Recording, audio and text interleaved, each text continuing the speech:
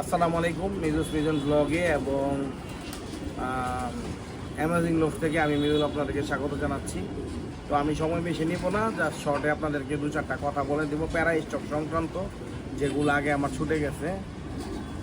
আপনারা যদি প্যারা স্টকের কোর্স করান বা যেটা প্যারা স্টক মেডিসিন সেটা করান, তো এটা করানোর মাঝখানে আমি কিছু প্রতিকূলতা ফেস করছি, সেগুলো আপনাদের সাথে আজকে উল্লেখ করতে চাই।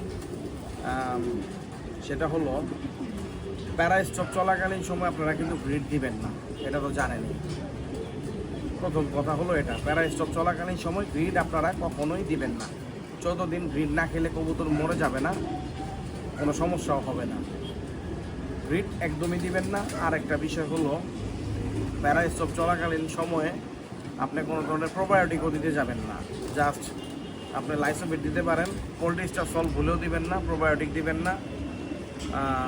জাস্ট ভিটামিন বি কমপ্লেক্স দিতে পারেন, বেলগাসল দিতে পারেন, ইলেকট্রোলাইট দিতে পারেন। আর এখন যেহেতু ওয়েদার খারাপ, যে সমস্যাটা আমি ব্যক্তিগতভাবে ফেস করছি সেটা আপনাদেরকে আজকে বলি। এরকম ওয়েদারে অনেক সময় প্যারা স্টক কোর্স চলাকালীন সময় কবুতরের চোখে পানি আসতে পারে। তো পানি আসলে জাস্ট মানুষের ফার্মেসিতে থেকে একটা চোখের ড্রপ নেবেন, এ ম্যাকটিন নামে, না না না, সরি আমি দেখে বলছি, আসো।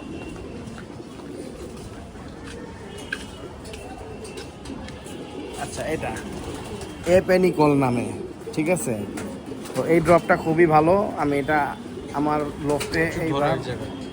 লোফটে এবার সমস্যাটা হয়েছে প্যারাস্টপের সময়, প্রায় 10-12টা কবুতরের চোখে পানি চলে আসছে। তো চোখে পানি চলে আসার সময় আমি তখন একটু মানে ডিসঅ্যাপয়েন্ট হয়ে গেছিলাম যে আসলে এটা কী হলো, হঠাৎ করে চোখে পানি চলে আসলো। একটা মেডিসিন চলতেছে, আবার আরেকটা মেডিসিনে যাব আমি। তো তখনই হঠাৎ করে আমার এই ড্রপটার কথা মনে পড়লো। ড্রপটা আমার লফটে সবসময় আনা থাকে একটা। তো তখন আমি যে কয়টা কবুতরকে হয়েছে ধৈরা চাপাইও নাই, আলাদাও করি নাই, ধৈরা জাস্ট 2 চোখে 2 ফোঁটা দিয়ে দিছি। আলহামদুলিল্লাহ পরের দিন সব ঠিক। তারপরে আরও নতুন কিছু এফেক্ট হইলো, ওগুলাকে 1 ফোঁটা করে দিলাম। মানে 2 চোখে একবার, অনলি 1 টাইম আমি দিছি। আলহামদুলিল্লাহ আমার কবুতর কামব্যাক করছে। তো এরপরে আর কোনো চোখে পানি হয়নি। তো এই ধরনের ওয়েদারে মূলত হঠাৎ বৃষ্টি, হঠাৎ রোদ, চোখে পানিটা স্বাভাবিকভাবে আসতেই পারে। কবুতরের চোখে পানিটা একটা স্বাভাবিক জিনিস।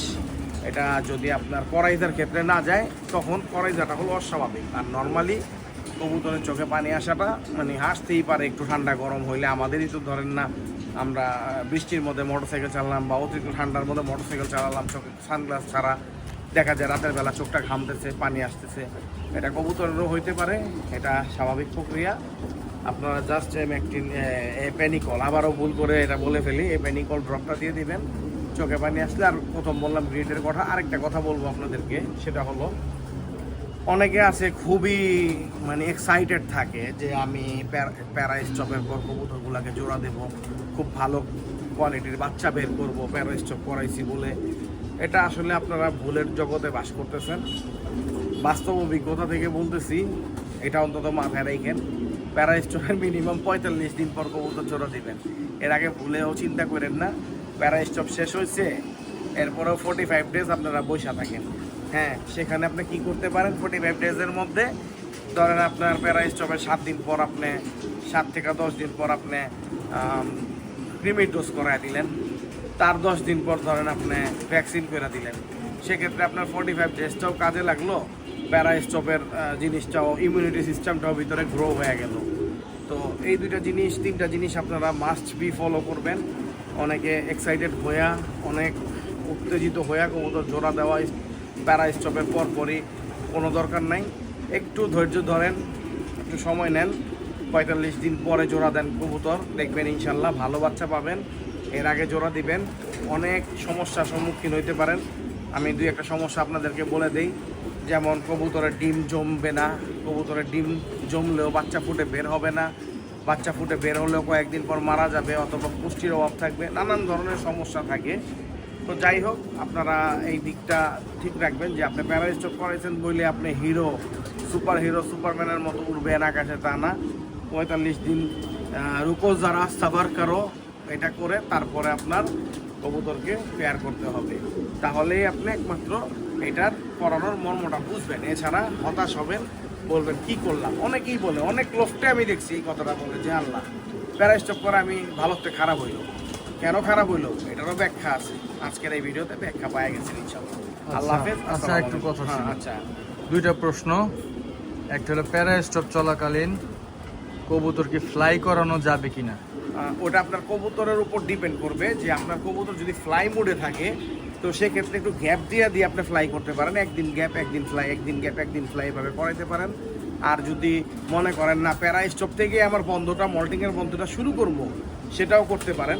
তবে না উড়ানোটাই বেটার। আমি উড়াইছি, আমি 7-8টা বাচ্চা আছে উড়াইছি, ওগুলাকে সেট করার জন্য আমার আসলে বাস্তবতা শিকার হয়ে আমি উড়াইছি, কিছু করার ছিল না, আমার কিছু করা ছিল না, বাচ্চাগুলো বড় হয়ে যাচ্ছিল, মল্টিং এ এসে পড়তে, আমার মল্টিংও চলে আসতেছে। বাচ্চাগুলোকে মোটামুটি যদি 45 দিন উড়ানোর নিয়ম থাকে, তারপরেও যদি 45 দিনের জায়গায় 20 দিন অন্তত না উড়াইতে পারি, তাহলে তো আসলে এটার কোনো মানে হইল না। তো এই কারণে আমি কবুতর উড়াইছি। এটা যদি আপনাদের দেখেন কোনো ওই ধরনের কোনো ইস্যু নাই, সেক্ষেত্রে না উড়ানোটাই বেটার। আচ্ছা, দ্বিতীয় প্রশ্ন হইলো বয়স্ক কবুতরের জন্য প্যারা স্টপে কি করণীয়? আচ্ছা, আরেকটা, এটা ভালো প্রশ্ন, এটা আমি আসলে আপনাদেরকে বলতে ভুলে গেছি। যদি মনে করেন আপনার কবুতরটা এই বছর ফার্টিলিটির ধারণাটা আছে না, যে আপনার মনের ভিতরে একটু আগাম দিল, 14 সালের কবুতর বা 15 সালের কবুতর, যেগুলো 10 ইয়ার্স অলমোস্ট পার হয়ে গেছে, হ্যাঁ, বা 9 ইয়ার্স পার হয়ে গেছে, সেগুলোকে প্যারা স্টপটা না করানোটাই বেটার মনে করি আমি।